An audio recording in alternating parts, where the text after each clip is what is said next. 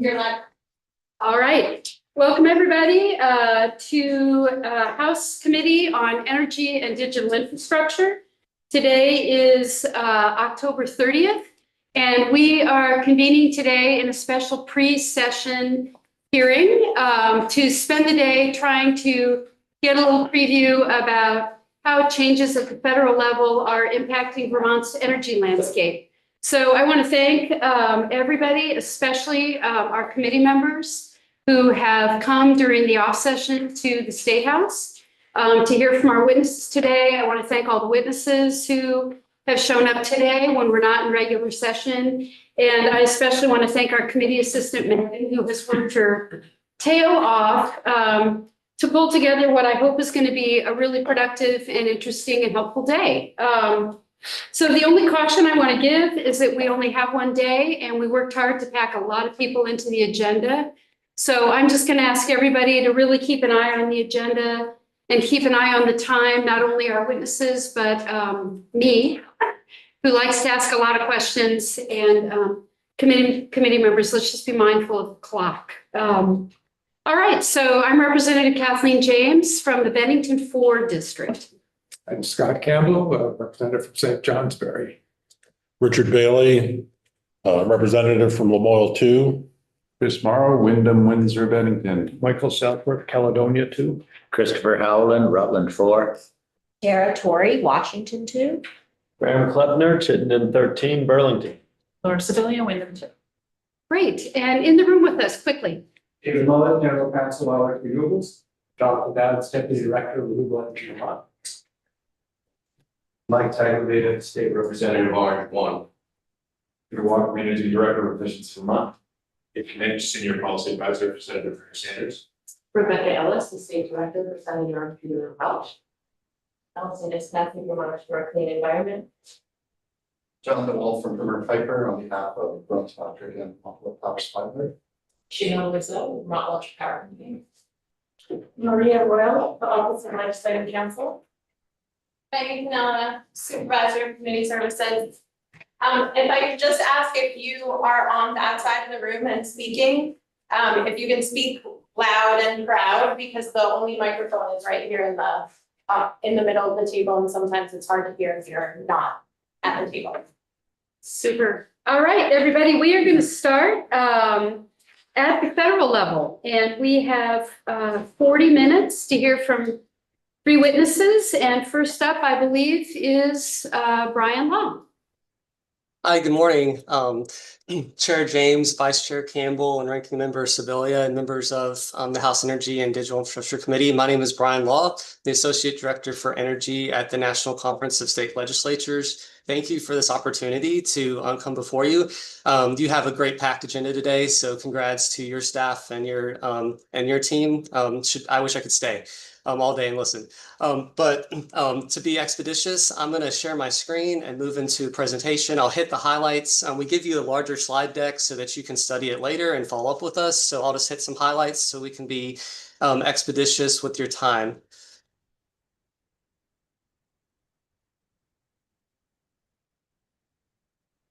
Can everyone see my screen okay? Yep. Okay, great. All right. So in terms of general trends we're seeing, well, I'm going to start the state level and then we'll move into the federal component, but it's important to know what's happening in the other states. NCSL closely tracks that information. I just want to make a note real quick. I apologize for my lighting. It's 6 a.m. here in Phoenix, so early morning here. States, what we're seeing, our biggest trend right now is the AI data center phenomenon that is changing the energy landscape. Basically, states are having to realize, especially since states handle regulation of generation and distribution and somewhat transmission, states are having to all across the board approach to handling the energy demand. So large load energy demand is the top theme we're seeing. Grid modernization efforts as well, split efforts on natural gas, either promoting it or trying to decrease it. And reductions in emissions remain a top priority among most of the states that we've been tracking. And then pursuit of new technologies that could be advanced nuclear or hydrogen or different types of carbon capture. So if you see this pie chart, it's kind of hard to read, but the big purple slot is still renewable energy remains the top the legislation that we're tracking. As I mentioned, AI is the top trend. Currently, we're tracking 4,000 or so data centers that have been set up. These are small to large scale to hyperscale. So think in terms of a spectrum. Data centers currently could make up over 9% of electricity consumption in 2030. Currently, it's about 4.4%. And we're anticipating overall power demand in the US to increase by 1.7% annually. It had been flat for the first part of the 21st century, but we're going to see that annual growth, and that's going to put a demand on you as state lawmakers to figure out, one, how to accommodate that growth, and to meet it, but also how to deal with the cost of it and affordability for your ratepayers. As of October 2025, 20 states have considered over 60 pieces of legislation addressing data center energy consumption. I will note NCSL this past, I would say it was in the spring or in the summer when there was a lot of debate around the federal government prohibiting states from regulating AI. NCSL did step in, our members voted, and we did advocate against that, and that was removed in the Senate, that prohibition, that moratorium. So states, you still have the power to regulate AI and data centers at the state level. What we're seeing legislative-wise is incentives for efficient technologies, whether that be related to cooling or different types of ways to reduce or minimize energy consumption at a data center, energy reporting requirements to a utility or an RTO or a grid operator, and impacts on utility and rate regulation. For example, in Texas and a few other states, they've set an actual rate a new ratepayer class for these large loads so that they pay their fair share per se. The other thing I was going to note is it's not just data centers. Automation of manufacturing and continued building electrification also are increasing electric demand. Grid modernization, I'm not going to jump too far into this, but basically, if you look on the 2 bullet points there, states are essentially taking different piecemeal approaches to dealing with modernizing the grid and making it more resilient. So they take mitigation approaches, which try to reduce damage to their grid, or they take liability protections for utilities or financing mechanisms to help utilities or grid operators better manage if there's a wildfire, natural disaster, things like that. NCSL has been working with NARUC to develop a wildfire workbook, and there's other resources that we're trying to put together for states to help figure out your policy options in terms of both your needing to modernize the grid and resilience. Just one quick note on natural gas. As I mentioned, some states on one hand are trying to define it as clean energy or promote its use or increase its use as a generating source. Other states are trying to limit that and reduce it and relying on it. For example, I used to work in Rhode Island. There's efforts to move away from that as the main energy source. Other states are trying to increase it or move away from other things like coal or other sources and move towards natural gas. So wide variance in terms of natural gas policy. Renewable energy, like I said, that's our top trending. The AI is catching up with it, but over 1,000 bills were introduced in 2025. So by far our largest type of energy legislation introduced at the state level. Kind of the main trend there is distributed energy resources, also known as local energy assets. That's where you have on the distribution side a solar panel or some type of microgrid that operates independent of the grid and is self-reliant in ways. And so the idea is this is technology that can communicate with the utility or can share information, but essentially it's off of the grid per se, and providing localized energy generation and distribution all in one place. So states are looking at this. How do utilities manage this? How do we protect the security of the technology? How do we ensure that the products that are used and they're providing that energy meet certain standards? So there's a lot of regulation and legislation around that area, including virtual power plants as well. Nuclear, I know that, since 2014, you've not had the nuclear plant there in Vermont, but this is a trend we're tracking in the states. So 15 plus states have now dedicated boards or commissions or some type of state entity towards nuclear. The trend is to move towards nuclear as a clean source of energy. Also, there's movements and legislation to recycle spent fuel rods, not store them, and use the recycled fuel in nuclear energy. And then we're also seeing at the federal level, there's continued support for nuclear development, both in funding of fuel and reactor pilot programs. Storage remains in high demand. Storage is critical in terms of for renewable energy sources that are intermittent, excuse me. And so those sources have to when the sun's not shining, wind's not blowing, how do you store that energy when there's excess? Storage is also used to help shave off peak demand during certain times. And so there's different various uses of storage. Also for data centers, for example, how can storage be used to offset their energy use, especially during peak hours? And so we've seen a lot of states either encourage or use incentives to either promote manufacturing of storage, battery storage in their states, or also mitigate ratepayer costs via storage pilot programs or storage types of programs. And then, like I said, in Texas, specific to data centers or large loads, there was a requirement to, during emergencies or during other types of peak demand, to use storage technology as a way to come off of the grid.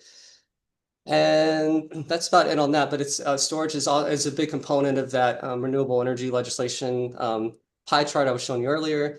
So that's at the state level, the different trends we're seeing. Real quickly, moving into the federal energy portion.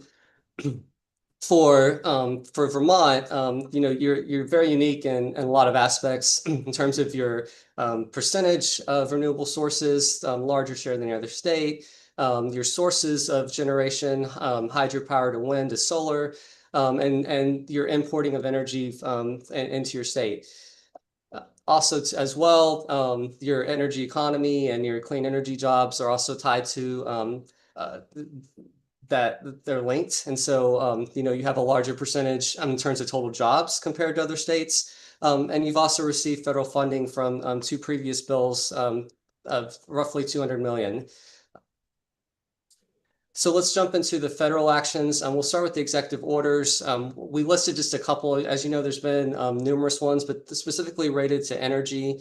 There was executive orders relating to reducing subsidies for certain sources of energy, at least promoting other types of energies, particularly fossil fuels or known as traditional sources, and declaring different emergency actions to try to speed up energy production or drilling or leasing of land, and accelerate permitting for data centers. So you can see at the state level, when the federal government's pushing certain things, that obviously impacts, so if states are dealing with new data center infrastructure, they're obviously going to have to deal with how do we prevent congestion, or how do we have more transmission, or how do we have more generation to meet that demand.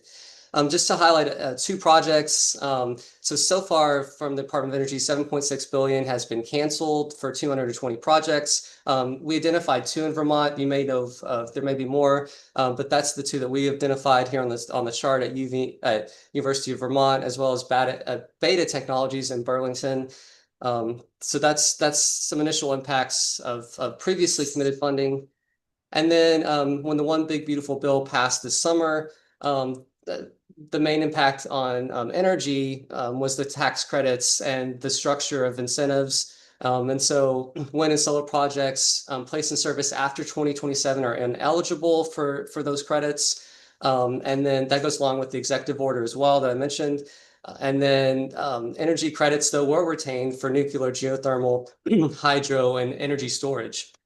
And so you can see there's been a bifurcation of the source of energy gets different credits, and they expire at different times and go away or sustained.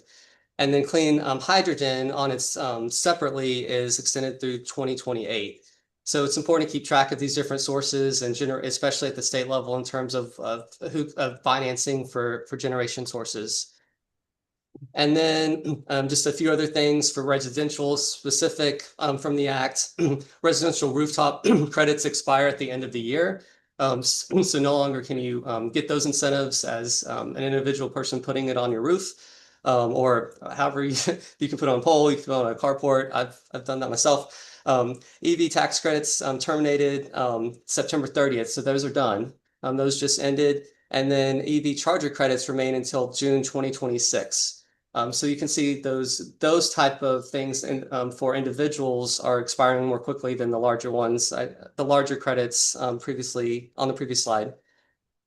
And then environmental reviews are being expedited. So the Act allowed for advanced payment to speed up the assessment or impact process under the Environmental Review Act or process. And then there was also a time limit put on environmental assessments, and as well as notice of intents when they're sent out that those have to be completed in a certain amount of time. So we put a time limit and is seeking to streamline and put a time limit on permitting.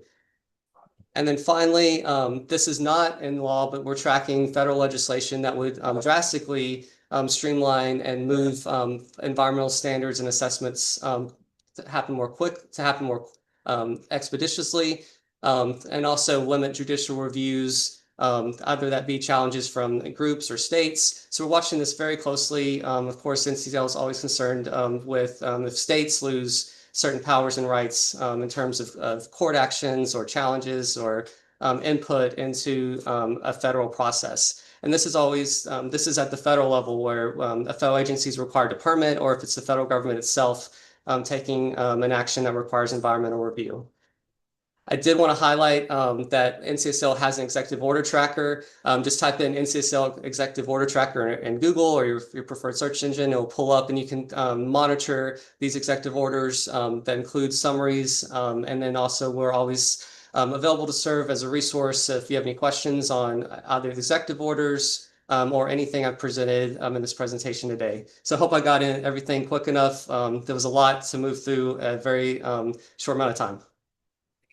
Brian, that was very impressive for 6 a.m. and very impressive anyway. That was very helpful. I have a quick question for follow-up later by email. Sure. I would just be curious to hear more specifics at some point in the future about how you define clean energy jobs. You had a number for the amount of clean energy jobs that exist in Vermont, and I'd be curious to know how you guys define that.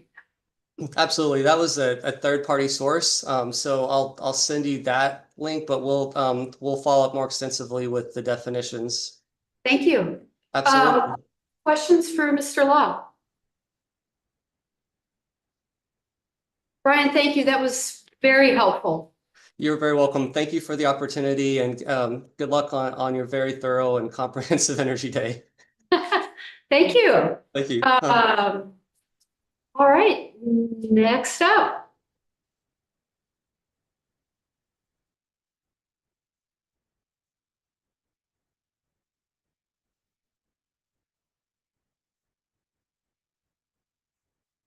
Hello.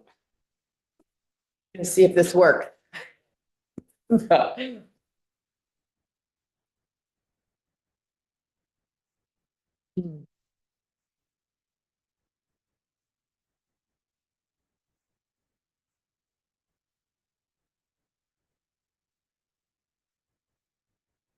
Okay, so hello, my name is Rebecca Ellis, and I'm the state director for Senator Peter Welch. And also as way of introduction, I served on this committee when it was known as the House Natural Resources and Energy Committee from 2011 to 2015. So I am very sympathetic to the plight that you find yourself in today. And what I'm going to do in my time is just briefly give you some foundational overview of the federal legislation that's been passed in the last 4 years, and then particularly the One Big Beautiful Bill Act so that you will have this information for the rest of the day. I know you're going to be getting into a lot of specifics as the day goes along, and I thought it would be really good to go back to the basics because I always get confused about the names of the bills and when they got passed and so on. So I'll do a quick overview and then happy to answer questions. And I'm going to see if this works. Exciting moment. Promising, yep.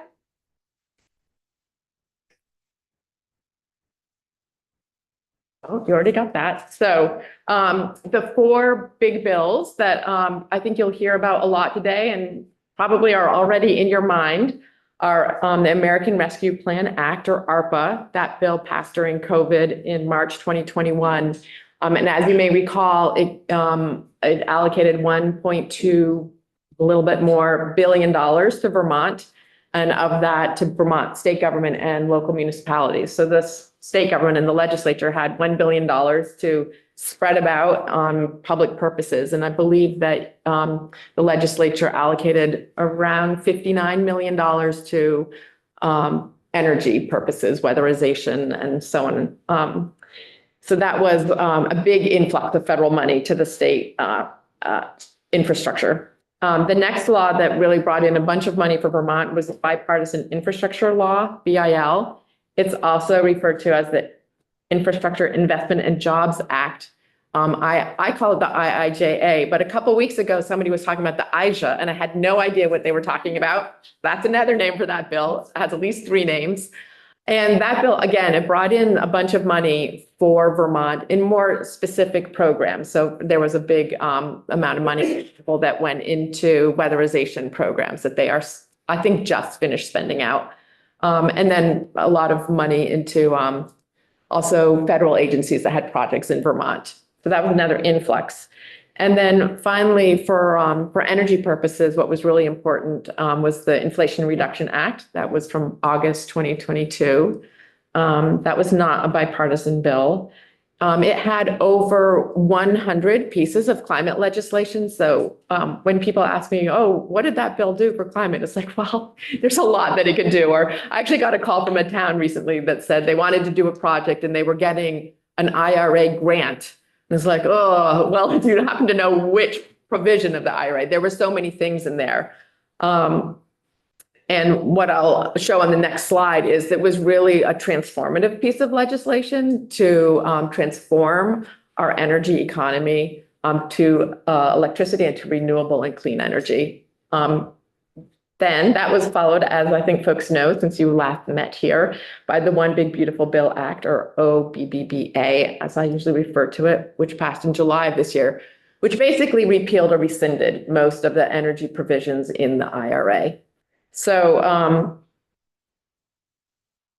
I showed this slide a number of times when we were talking about the IRA, because this slide shows the impact that the IRA would have on carbon emissions. And so you'll see that the purple line in the middle shows where our energy emissions would go with the passage of the IRA. So with the passage of the IRA, it looked like we would be, projections, but roughly it says 42% below 2025, 2005 levels by 2030. So not quite on the track to meet 50% reduction or to get to 0% reductions by 2050, but certainly getting us a big chunk of the way in terms of meeting our carbon emission goals. And what the OBBA did in basic terms is just moved us back to where we were before. So we'd go up to the orange line. So we're what would basically be called current policy with the passage of the Bipartisan Infrastructure Law. We're still making some very small gains in our carbon emissions based on the projections of 2022. We're not, at least as far as this projections, we're being seen then not going up, but not really going down either. Based on the testimony that you just heard about the increase in energy load from data centers, this probably is no longer accurate, that we're putting now a lot more pressure on the energy grid than we were in 2022 even. But part of showing this slide also is, I was thinking back to where the committee was when I sat on it, 2011 to 2015. We weren't even at the orange line, we were still at the black line. So in some ways, it's a setback and, it's not an impossible place to be, but it really, I think, highlights the role of state legislatures and your work in terms of meeting energy and carbon emission reduction goals. And then just talking a little bit about what happened in the last year, and this was already covered, so I'll be quick here, but I think as folks know, on his first day in office, President Trump issued executive orders to withdraw from the Paris Agreement, expedite fossil fuels, freeze funding for renewables, and halt all offshore wind. So, and that was just on day one. There were a number of other actions in the spring. And then in the summer, with the Inflation Reduction Act passed by Congress, that really put folks, the country back again, at least by a decade. And then I thought, again, you've seen some of this already, and I think you'll hear about it all throughout today, but some of the highlights of things that were cut. Again, there were about 100 pieces of climate policy in the IRA, so these are just sort of the highlights of what got cut. But most and significantly for renewable energy development was the early expiration, pushing back the sunset date for the investment tax credit and the production tax credit for wind and solar projects. And I think you'll get a lot more testimony about that, about where that's putting renewables, but certainly we're not going to meet the projections, the long-term projections that we were hoping to meet under the IRA.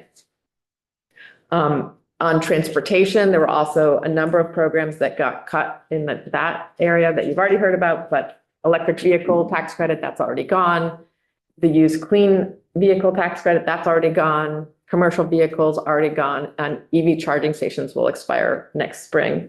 And I would like to point out that, and I think you'll hear about it, but yeah, in Vermont, we have incentives for EVs, and also some of the utilities are stepping up to the plate to meet some of their renewable portfolio standard requirements. So you can see that some of the state policy here in Vermont is continuing to promote EVs, and there's ways to continue to promote that transition to electric vehicles. And then finally, something that Senator Welch has worked on quite a bit is home energy efficiency. As part of the Inflation Reduction Act, that incorporated some legislation that Senator Welch had been working on for about 10 years, both in the House and in the Senate, which was called the Hope for Homes Act, and created incentives for both weatherization and for electric appliances like heat pumps. And so that was in the IRA, and then most of those energy credits also got cut. So if you want to buy an electric or an energy efficient appliance, try to do that before December 31st this year, when the credits are cut. And I won't go through it one by one because you have it here, but just so you know, these are just examples. When I was creating these slides, I was like, oh, like, I don't want you to think this is everything. I was looking at the bill, and here's a list of all of the programs that were rescinded. These were all, for the most part, grant programs. And my colleague from Senator Sanders' office, Ethan Hinch, is going to talk more about grant programs that were cut. But just to let you know, it's a long list. And also what the word rescinded means is subject to litigation. And then for Vermont, this slide and the next slide are from the Vermont Department of Public Service. I just thought it was a great summary of where some of the grant programs for Vermont that we're going through the department are right now.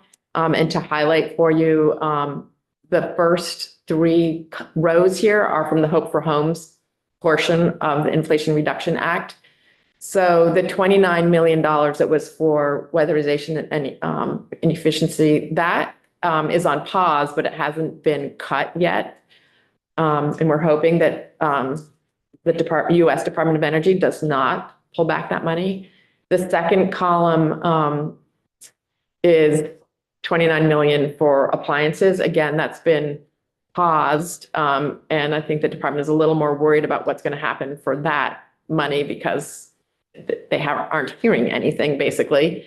The third column is for energy contractor training, which again is in the same place as the electric appliance rebates. And then the 4.4 million on pause for energy code updates and staffing for energy code. And then the final column or final row here is the greenhouse gas reduction fund, Solar for All. Vermont was supposed to get 62 million and EPA terminated all of that. So, basically from this chart, there's 35 million that's a little bit up in the air, 62 million that got cut. And we're hoping that we can pull that money back. I added another slide. I'm not going to go through it, but it's just helpful from the Department of Public Service talking about some of the previous bills and what money came through. So all of this money has come through. So this includes some of the money from the Bipartisan Infrastructure Law, also known as IJA, and also from the American Rescue Plan Act. So, we were able to pull in a bunch of money through those bills as well to directly help Vermont. So with that, I'm happy to answer questions or turn it over to Ethan. Do we have questions? Thank you very much. Sure. I do have a Yeah, Dr. Kleppner. What is Senator Welch's role in working on getting some of those funds that have been frozen released? Well, you'll hear a lot about Solar for All, and I don't want to steal Ethan's thunder. But in terms of that, the state has sued the administration with Senator Sanders' help. On some of it, it's just a conversation with the U.S. Department of Energy, with our contacts who are still there, trying to support it. But, beyond sort of gentle nudging and lawsuits, there's not much in between those two things at the moment. Thank you. Yeah. Just mentioning the LE. Do you have a sense of how many staff lost? Well, we've been hearing about a lot of potential cuts, and also there's a lawsuit to prevent those cuts from happening. But some of the cuts in staffing that we've been hearing about would really affect DOE's ability to get money to the states, like even to the Vermont Department of Public Service, because they'd be cutting the whole office that oversees the grants to states. Just a quick comment. I know this has been a really disruptive time for Vermonters, so thank you, Rebecca. As a staff person, I'm sure your office is very, very busy, and Ethan for all of the service that you provide. Thank you. And I should just mention again, because I actually didn't know this when I was in the Vermont legislature. I'm embarrassed to admit, but our offices, so Senator Sanders, Senator Welch, and Representative Balin's office, we all provide constituent casework services. So if you have constituents who are having particular problems with a federal program, whatever it might be, I encourage you to contact our offices. We coordinate it on our side, so we're not triple covering, but we divide them up and make sure that we're responding to all constituents who call us. Thanks. Been very helpful many times. Thank you. So, yeah. Ethan. I don't know how to unshare. Megan can help you with that. Excuse me. Yeah. You said the last page is money that you've gotten for the last page is money you state has gotten. The final page, yes. Yeah, okay, thank you.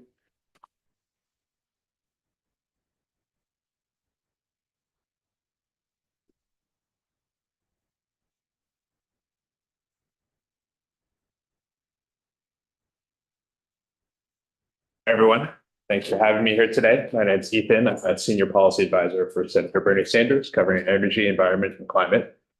Appreciate the opportunity to come here today to testify about federal energy policy and how those changes will impact Vermont. So I want to start by saying, as Rebecca mentioned, President Trump's one big beautiful bill has canceled hundreds of billions in clean energy funding and incentives, and that will substantially increase carbon emissions, raise energy costs, and kill many thousands of jobs across the country, including hundreds here in Vermont. And Senator Sanders believes that those cuts represent an unacceptable abandonment of the fight against climate change and of Trump's promises to cut electric bills for working Americans. Rebecca also mentioned, in addition to this one big beautiful bill, the president and this administration has frozen or canceled tens of billions in energy funding that was appropriated by Congress, signed by the president, and legally obligated by federal agencies, like the Environmental Protection Agency or the Department of Energy. In total, the president has frozen or canceled more than $412 billion across more than 100 different federal grant programs. Just in terms of funding from the Environmental Protection Agency and the Department of Energy for clean energy, energy efficiency, and grid infrastructure, the president has frozen or canceled more than 100 billion in grants and incentives. Together, this accounts for cuts or freezes of more than 95 million for Vermont, just from the Environmental Protection Agency and the Department of Energy. And I want to be clear on a point that the rescissions that Rebecca mentioned that were contained in the One Beautiful Bill Act are separate from these freezes and cancellations. Those rescissions were passed by Congress. They're legal, unobligated funding. These figures I'm referring to here, 412 billion across the entire federal government, 100 billion for just DOE and EPA, 95 million for Vermont, obligated funding that was not legally rescinded by the One Big Beautiful Bill Act. And I want to share two particular examples that demonstrate the impact of these funding freezes and cancellations here in Vermont. First, in early August, the Environmental Protection Agency officially moved to terminate the Solar for All program, which is a $7 billion program that Senator Sanders created and passed as part of the Inflation Reduction Act to provide loans and grants to lower income and working class families so they can install solar panels on their rooftops or participate in community-based solar projects. Nationally, this program will help more than 900,000 households reduce their energy bills by at least 20%, and in many cases will help households install rooftop solar to reduce their energy bills by up to 80%. And here in Vermont, we are set to receive more than 62 million to install solar for about 8,300 households. At a time when energy bills are skyrocketing, electricity prices are up by more than 10% since Trump took office. Cutting this type of program only makes sense if you want to protect the obscene profits of those in the oil and gas industry. That's why Senator Sanders recently led 31 of his colleagues in calling on EPA Administrator Zeldin to immediately restore Solar for All and put money back in pockets of ordinary Americans, not fossil fuel industry billionaires. It's also why he stood last week with Vermont Attorney General Clark, who filed 2 lawsuits along with nearly 24 other states against the Environmental Protection Agency to hold the Trump administration accountable for unlawfully canceling the federal funding for Solar for All. Second example I want to share, which Brian mentioned, is that in early October, the U.S. Office of Management and Budget and the Department of Energy announced more than $7.5 billion in cuts for energy projects located in states that voted against Trump in the 2024 presidential election. These cancellations include at least 1.3 million for Beta Technologies and at least 1.1 million for the University of Vermont. Those figures are a little lower than what Brian shared, and that's because some of the money had already been distributed to UVM and Beta Technologies. This was the money that, again, has been legally obligated to these entities by the federal government, but had not actually been sent into the bank account of Beta and UVM. Senator Sanders has been very clear on these cancellations. Taking away funding from the people of a state because they didn't vote for you is illegal, outrageous, and unconstitutional. So these 2 examples demonstrate how Donald Trump is making decisions on federal energy policy. It's to serve his fossil fuel industry campaign contributors and punish his political opponents. And Senator Sanders believes we have to fight back. We worked with UVM and Beta Technologies to connect them with Lawyers for Good Government's Fund Protection Clinic, which can provide legal assistance to organizations whose federal funding is at risk due to executive actions, administrative delays, termination notices, or compliance challenges.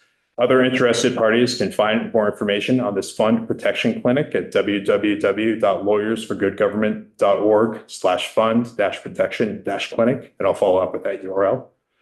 The committee may also be interested to understand the potential impact of Trump administration tariffs on Canadian energy imports into Vermont. And I want to be very clear that the current tariffs on Canadian imports do not apply to energy products.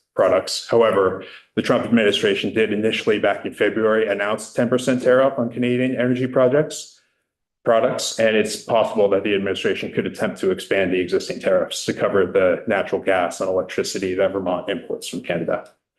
And finally, as Brian mentioned, our office would encourage the committee to pay very close attention to the impacts of data centers, particularly artificial intelligence data centers, on national electricity prices. Right now, again, as Brian mentioned, data centers account for about 4.4% of US electricity consumption. However, the Lawrence Berkeley National Laboratory estimates that share could triple to 12% by 2028. Unless states, the federal government, and regional grid operators take action to ensure data centers pay for the extra costs associated with their increased demand for electricity, residential electric rates across the country could increase substantially. For example, Carnegie Mellon and North Carolina University recently found that data centers could increase electric bills nationwide by an average of 8% by 2030. Senator Sanders is committed to working with all partners in Vermont to hold the Trump administration accountable for its illegal actions, expand residential solar, lower the cost of Vermont electric bills, combat the existential threat of climate change, and empower states like Vermont to do the same. Thank you.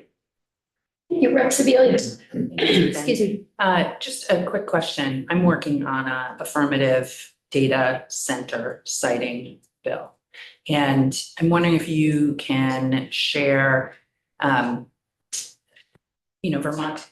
well, we have the lowest, or amongst the lowest rates in New England. New England has high rates comparatively across the country. Are you seeing evidence of these data centers moving into New England? As far as I know, New England's not really a hotspot yet for new data center construction. The hotspots are really areas like Pennsylvania, Indiana, Texas. Virginia has been a long time hotspot. They're continuing to be built there. And that's due to a combination of proximity to fossil fuel resources in Pennsylvania and favorable regulatory environments. However, these things are moving very, very quickly, both in terms of construction and new areas where they're being established. So that could change very quickly. Yeah, Representative Hopper. You quoted that energy rates have gone up 10% since the 21st of January. Mm-hmm. Could you give us that calculation for a possible check? I don't see a 10% increase in my bill. And my bill only increases, the rate only increases annually. And I think the annual increase for my utility became effective maybe 1st of September, 1st of October. Yeah, so it's a national figure, not specific to Vermont, but I'm happy to follow up with the committee on the research behind that figure. Yeah, if you could send that to all of us, that'd be great. Yeah, certainly. Excellent question. Other questions for Ethan? We did it. Thank you so much for being here. Yeah, I really appreciate it. Right. I don't want to get overconfident, but we are on time. I will not mess this up for you. No, actually, you have half an hour. I don't think I'll need the All to yourself. but we'll see how things go. Well, plenty of time for questions, which is usually our not downfall. That's usually our strength. Lots of questions. So, yeah, if you could introduce yourself for the record, and we do have half an hour for your testimony. So. Thank you. Good morning. For the record, Shana Loisel with Vermont Electric Power Company. Thanks for giving us the opportunity to come and provide an update today. As you all know, Velco is Vermont's electric transmission utility. We have a unique ownership as well as a unique financial model that allows Velco's work to benefit every electric Vermont ratepayer. Our job is to plan, design, construct, and operate a safe, reliable, secure, and affordable transmission grid for Vermont. Every 3 years, we provide an update to our long-range transmission plan. That plan, as you all know, helps us identify reliability deficiencies on the grid over the long term. And so that's really giving us the long-range perspective. And I just want to point that out in terms of as grid planners, it's built into our DNA to look out further and understanding that administrations and policies, they shift in the near term, but for us, it's more of that longer term vision. So today, at the request of the committee, I prepared a few comments around how recent federal policy and funding changes are affecting Velco and Vermont. Some emerging regional trends that we're seeing in the transmission planning space, I by no means intend to replace ISO New England's subject matter expert information in this update. So I'll do my best to answer any questions. So hopefully this provides you a little bit of relevant information as you get ready for the 26th legislative session. So we're fortunate that the recent federal shifts have had a limited direct impact on our day-to-day operations, but we are seeing some ripple effects across the national research and innovation space. As you've likely, or as we have heard, the U.S. Department of Energy rescinded nearly $1 billion in utility grants earlier this year. But I'm pleased to report that the one VELCO federal grant still remains intact. So through the DOE's, it was the Grid Resilience Innovation Partnerships Program, or GRIP. VELCO and our partner, the Electric Power Research Institute, or EPRI, we received a $13 million grant. That grant is for the installation of a smart valve device. This is a piece of equipment that we plan installing on our PV20 transmission line in Grand Isle, Vermont. This is a critical link between Vermont and New York. I think we've talked about this line that goes underneath Lake Champlain. I want to point that out, that Vermont and New York are in two different transmission regions and operating regions, I should say. And that's important, right? Vermont is part of the ISO New England operating region, and New York is part of its own New York operating region. And I'm just, later on in my comments, I'll point to the criticality of that interregional transmission connection. So the smart valve, this is a piece of a technology known as a grid enhancing technology, or GETS, which definitely got some popularity in its buzzword over the past year or so. But what this technology is helping to do is helping us control how electricity flows across that line between New York and Vermont, essentially allowing us to move power more intelligently. I always like to give the reference of, think of a really smart traffic light signal in terms of how power is coming and going between that interconnection. It improves the efficiency. It extends the life of the existing equipment that we have in Vermont, which was really the reason of putting this smart valve grid enhancing technology in place. And hopefully avoids the need for more costly infrastructure, like building additional transmission lines. So not all GETs are non-transmission alternatives, but certainly in Vermont, as you know, we are unique in that before we build transmission, we want to optimize the system that we have and find the least cost way to have a reliable system through looking at non-transmission alternatives. We expect that this project will be in service by mid-2027.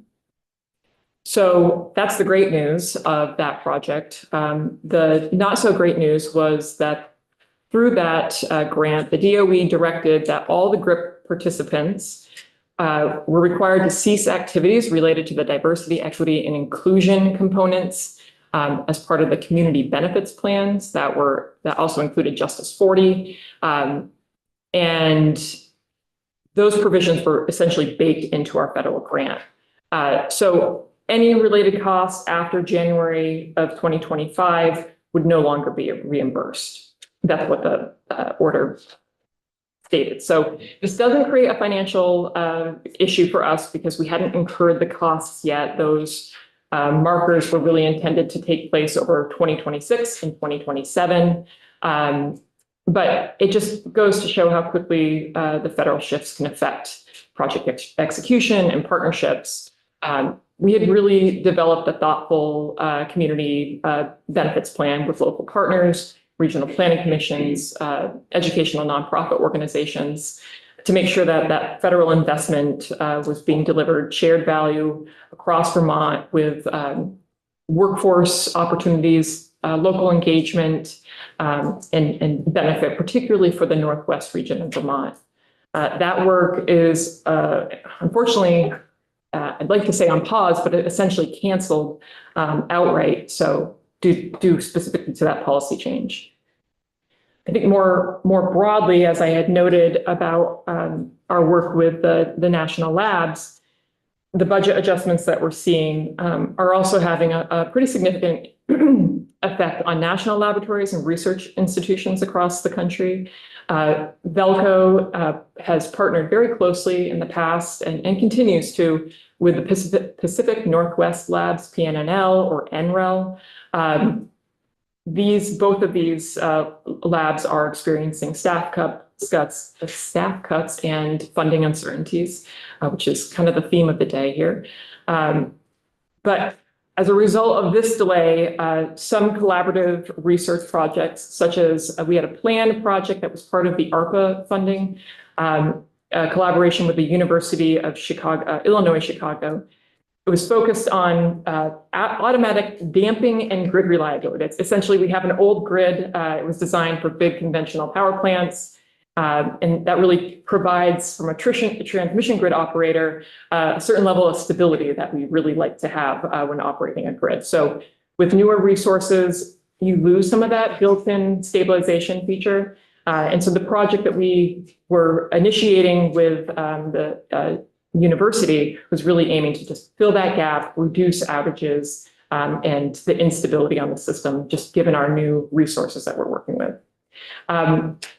But even so, the need for this type of work, it needs to happen. It's not going to stop because of this federal funding.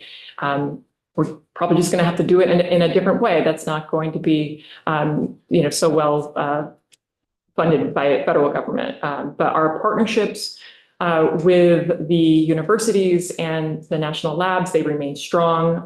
We are in weekly communication, particularly with national labs. Really continuing to focus on advancing grid innovation, regardless of what the policy shift is changing to. So I have some remarks on just emerging trends regionally, but we're happy to stop if there are any questions specific to those Vermont projects. Great, questions? Right, yeah.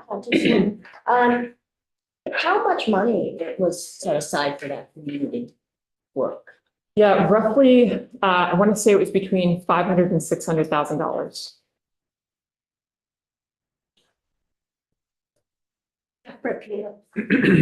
I'm wondering about the GRIP program and the interconnection between Vermont or ISO through Vermont and New York.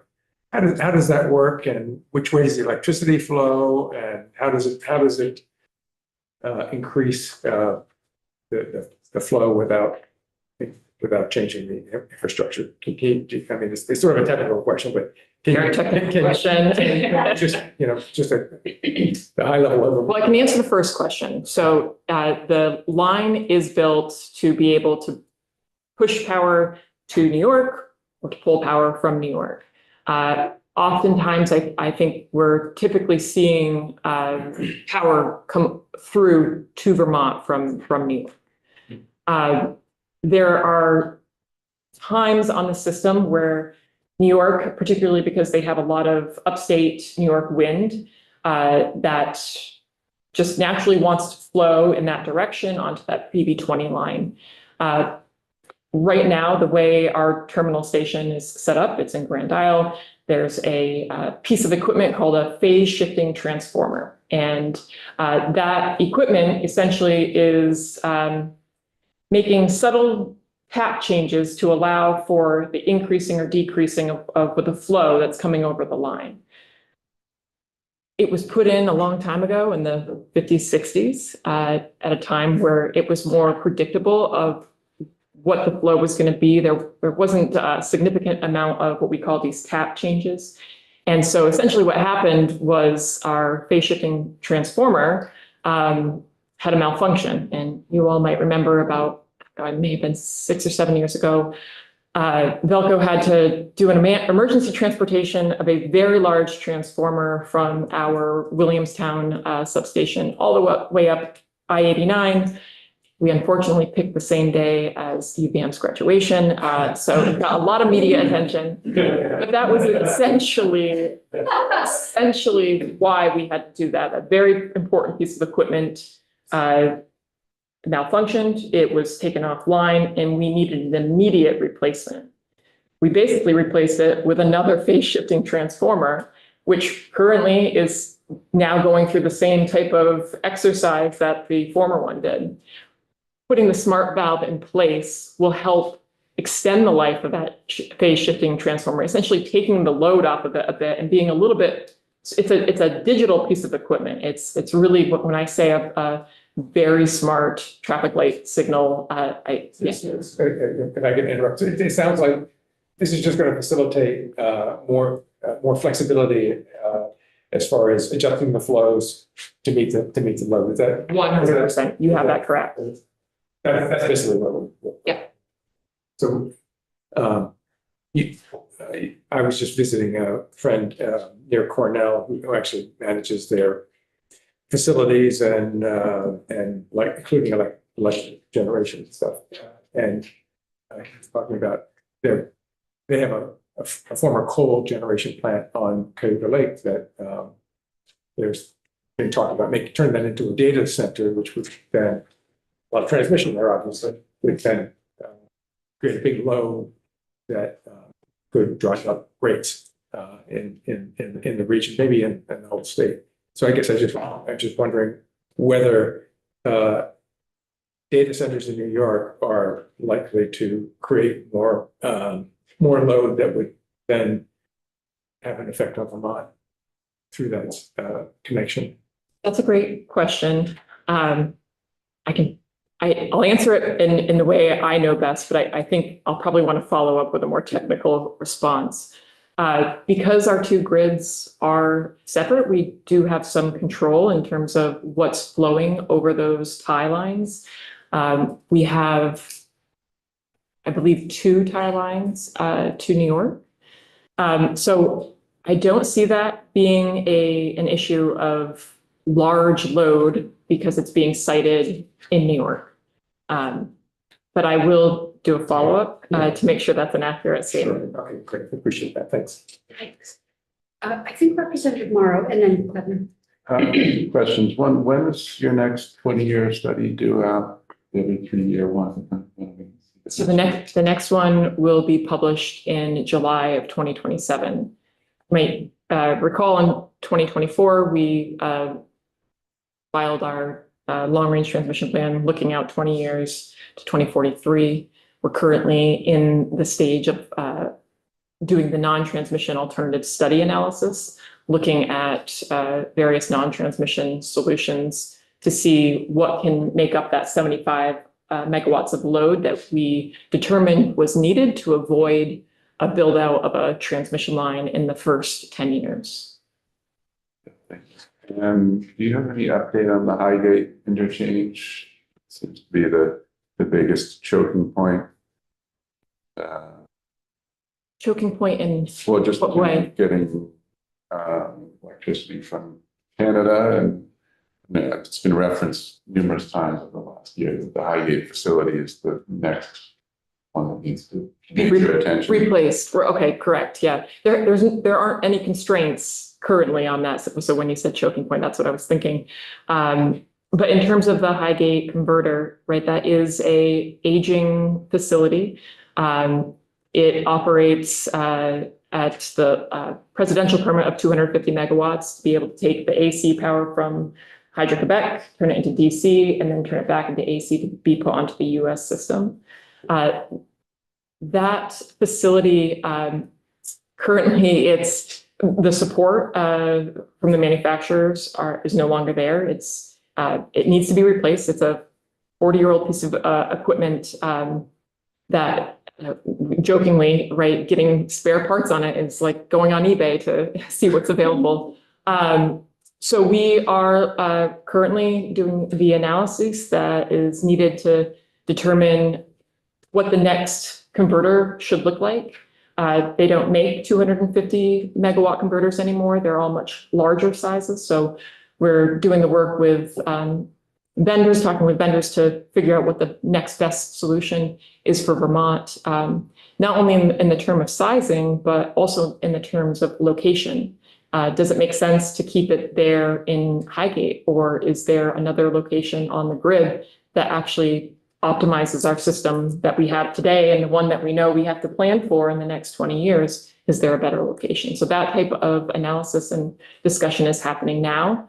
Our timeline is short. It's to even order one of these pieces of equipment. It's a 10-year timeframe to be in a queue, essentially because we're ordering them from Europe, and Europe got ahead of the game and put their orders all in advance of the need for ours. So, and it's a very expensive piece of equipment. So we need to work with the region and find partners, like-minded partners, to find innovative ways to be able to make this a financially sound investment for New England. So that answers your question. Representative Kleppner. I have two questions, if I may. The first is, do you have a sense for how much potential there is for enhancing Velcro grid's capacity through reconductoring? Through reconductoring, and I'm sorry, could you restate the first part of that question? Do you have a sense for what percent could you increase the grid's capacity through reconductoring alone? I don't have a percentage, but reconductoring is certainly a option for increasing capacity. We are currently in construction of our Franklin County line upgrade, where we are using a new style of conductor. It's called a double bundle conductor, which essentially is allowing us to be more efficient with the flows that are going over that line, so that we're reducing my favorite technical transmission term, lossiness. And that is the lossiest line that we have to date. So when that project is complete, it'll be a much more efficient line. Now, in terms of reconductoring other lines throughout the state, we have about 740 miles of transmission lines. Normally, that would be a very straightforward, easy answer. Yes, we should reconductor. However, there's a significant portion of our lines that are the foundation being very old, aged wooden transmission poles. And so part of that work is we are switching out through our transmission line refurbishment project, replacing poles on a year-to-year basis to basically be able to continue their reliability for the next 60 years. But in some cases, replacing wood poles with steel poles. So this is new to our system, but certainly an industry trend, and definitely insects and woodpeckers don't like steel poles, so that's a good thing. My second question is, if someone were to build a data center in Williston or somewhere else, how much adjustment would you need to make really to accommodate that, if any? Well, I'm not sure what adjustments we would be making. We would be on a case-by-case basis. If a data center were to try to site itself in Vermont, certainly they would be having very close relationships with the interconnecting utility, which I believe the distribution utilities have their own process for interconnection for any type of large load customer. Obviously, load on the distribution system goes up to the transmission system. So we are always mindful of location. That's a pretty big message in all of our long-range plans, particularly when we talk about siting of generation. But I think it's the same thing for a load center. We have a capacity map where predominantly the greater amount of capacity on our system are towards the southern section of Vermont, with less capacity in the northern section. So I'm not sure if that answers your question. I don't think we've gotten to the place where we have to jump into action in terms of data centers and how it would impact the transmission system at this point, but certainly monitoring, particularly how it's unfolding in other states across the country. Great, thank you. Campbell and Sebelia, then we need to let you move on to the second half of your testimony. We're debating, aren't we?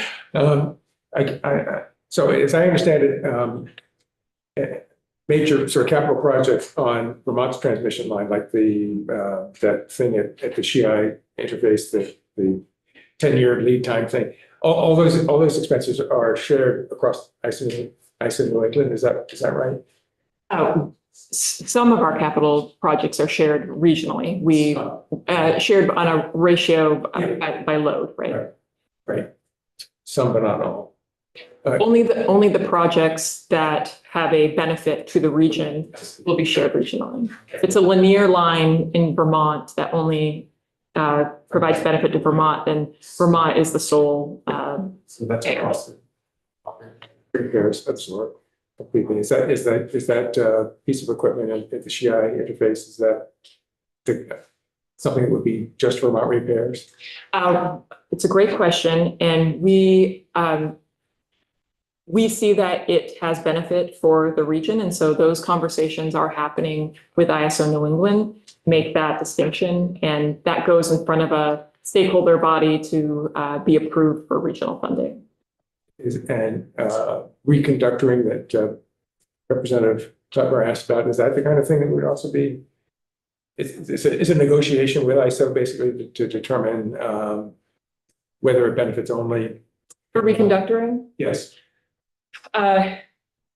It's part of a full project, not just reconductoring, but for instance, the Franklin County Line Upgrade Project, that project was determined to be a regional funded project, but we had to make a strong case for why that was something that benefits the entire region, particularly because of its criticality connecting to Canada and us being, kind of at the peninsula of the region. It has to get through Vermont to get to the large load centers in New England. One last quick question. You mentioned that Shiai is no longer a constraint, or we're not seeing the curtailment in the region for, say, the wind farms that are in that interface. So that's not happening now, but is it a constraint on new generation in the northeast part of the state? Currently, as the grid stands today, there's not a lot of new generation that's being built in that area because of that issue. This project, the Franklin County Line Upgrade Project, when that's complete, one of the benefits is giving a little bit more headroom in that area to the tune of 20 or 30 megawatts. That could be taken up with one large project. And so we recognize that it's not the ultimate solution, but there's been a lot of upgrades, particularly from the distribution utility side. Green Mountain Power has done some upgrades on their system to be able to alleviate that constraint. Combined with the work that we're doing, there is or will be more headroom in that area. Yeah. Thank you. Yeah, so I know the planning that goes into transmission 20-year plan reviewed every 3 years. I mean, it's pretty extensive. And I also know we're not seeing a lot of data center activity in Vermont right now, but it does seem like it's a problem that it's really exploding nationally. Is that something that was anticipated by other transmission and in other regions? Yeah. It's a great question. I don't have a good answer for you in terms of, I don't have knowledge of how other transmission owners were considering that prospect prior to the centers coming online. And are you planning for there to be that kind of load added? Currently, there are no plans at the table. So no, we're not at this point. And I think there's a lot of reasons, and I think they've been mentioned already. Vermont is not on the top 10 list of locations, at least today. If that were to change, certainly I think it would be a more in-depth conversation regionally. But even at the regional level, from a New England standpoint, it's on the mind of everyone because we see it happening, but it's not at our front door. So it's not being talked about in the way of how do we need to prepare for incoming large loads. However, there was a recent DOE letter sent to FERC about opening proposed rulemaking around essentially preparing for large loads and basically making transmission kind of the open access network that it's intended to be. And I'm not quite sure what that'll mean yet for data centers and the transmission system. So that's something that just last week a letter was sent, and so we'll be watching that to see what type of their advance notice of proposed rulemaking would happen. If that moves forward, it would go to some type of proposed rulemaking, and we would likely be very active and engaged in that rulemaking. Another topic. Okay. So just moving on to regional trends, emerging trends, I should say.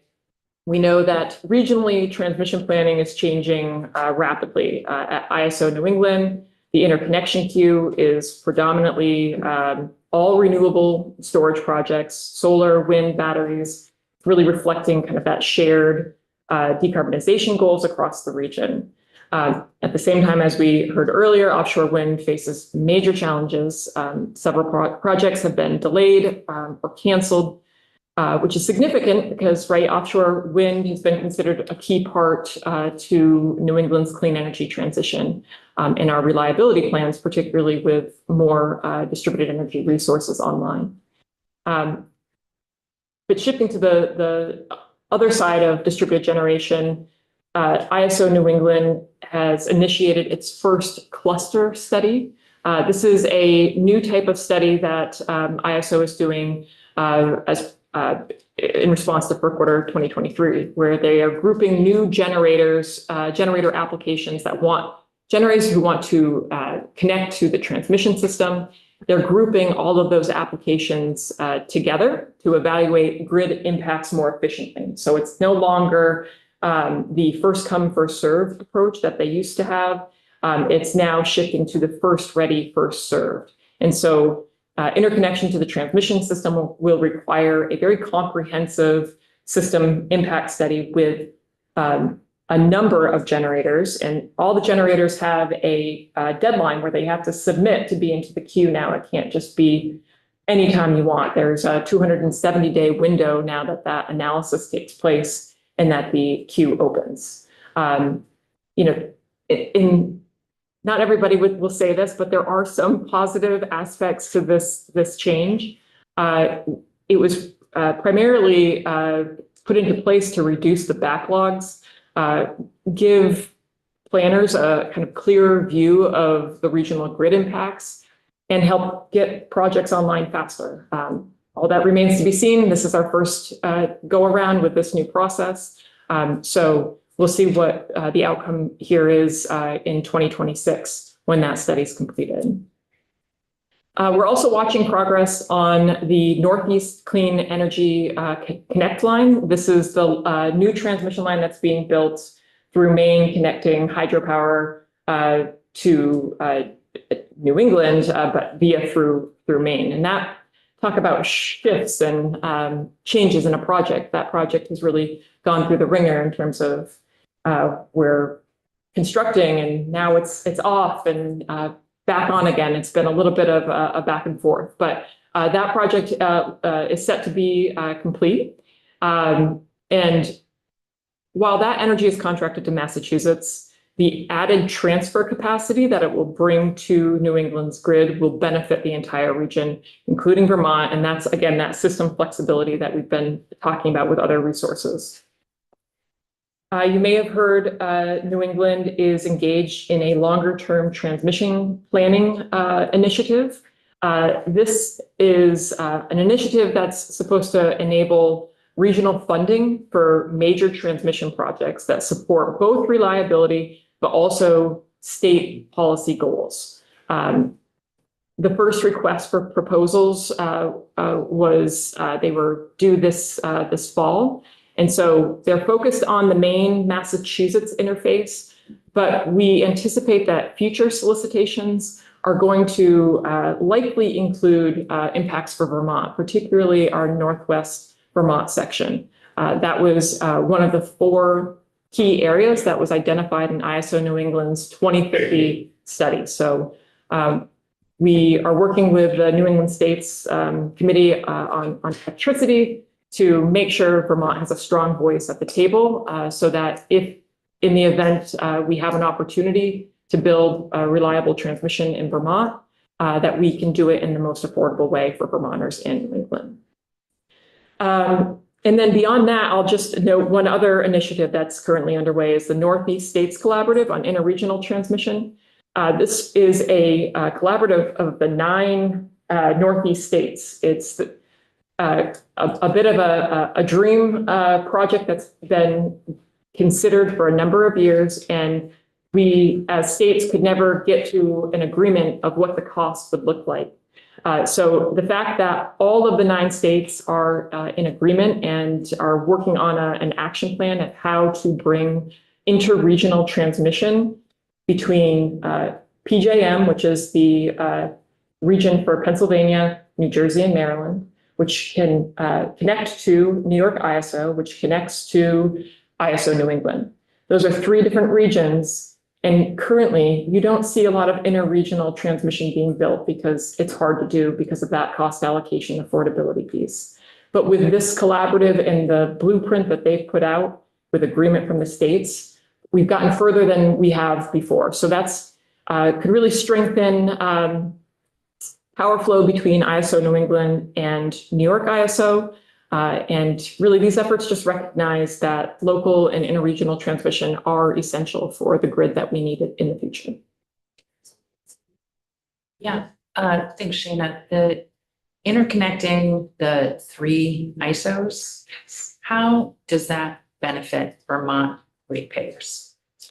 Interconnecting the 3 ISOs. So there's been several studies, 9 to date, to show the economic benefit of what interregional transmission can do, delivering more power, avoided costs to transmission owners on a more siloed approach. And so the benefit is there's a study that has a very specific cost savings number for the region. I don't have that number on me. I can follow up with you, but it's the benefit is, can we all as a triple region pay for a transmission line that can provide benefits to all of the regions rather than just one region paying for a transmission line? Can it be more cost effective from interregional planning? And studies show that it's very effective from a financial benefit. I'm quite interested in this, and in particular, how connecting to PJM ISO will benefit Vermont ratepayers. Because of the large load centers happening in that area. Yeah. Well, I will follow up with that study link with some just highlighted kind of overarching benefits from their studies. Yeah. I know we're over time, but I have a very good question. You said 9 states all in agreement? Correct. But when I add 6 New England states and Pennsylvania, New Jersey, and Maryland, and New York, I get 10. So maybe there's an outlier. I'll follow up to you. Which state decided not to join? Thank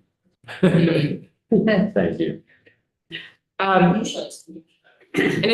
I think I'll stop there. The written testimony that I provided went into some affordability measures. I think that's really important for this committee to understand. We have reliability projects in New England that are serving load, but we also have reliability projects that are serving aging infrastructure in need of replacement. Asset maintenance costs are continuing to rise across New England. Velco is replacing our aging infrastructure, but we're doing it in a way that is predictable with an efficient schedule. And we are pursuing funding only for projects that are essential and justified. And that's really important because we've been seeing that not all New England states are following that approach, and it's making for very costly expenses that we see rising in the future that will have a direct impact on Vermont. And there's been more than a year of stakeholder work with ISO New England and the New England States Committee on Electricity to establish what we're calling an asset condition reviewer. This is an independent reviewer who will assess the need and appropriateness for these types of projects before regional funding is approved. This is a really important step toward a more transparent and cost-conscious process, because prior to this year, it's really just been the Wild West in terms of asset condition projects getting approved. So I want to note that we are especially appreciative of the Vermont Department of Public Service for their leadership and their advocacy of pushing this forward. This has been for a long time Vermont's ethos and how we do our upgrades, because we know what we do has an impact on Vermont ratepayers. We have a different connection with our ratepayers than perhaps other utilities in the state. And although Velco has a very strong voice at the table, I don't think that we could have gotten to the place that we are without the work of Commissioner Johnson and his team at the Vermont Department of Public Service. So we're very thankful and grateful for their work. So I'll close there, and happy to take any additional questions today or after. Thank you. I think we should probably call it a wrap and take a 5-minute break if folks can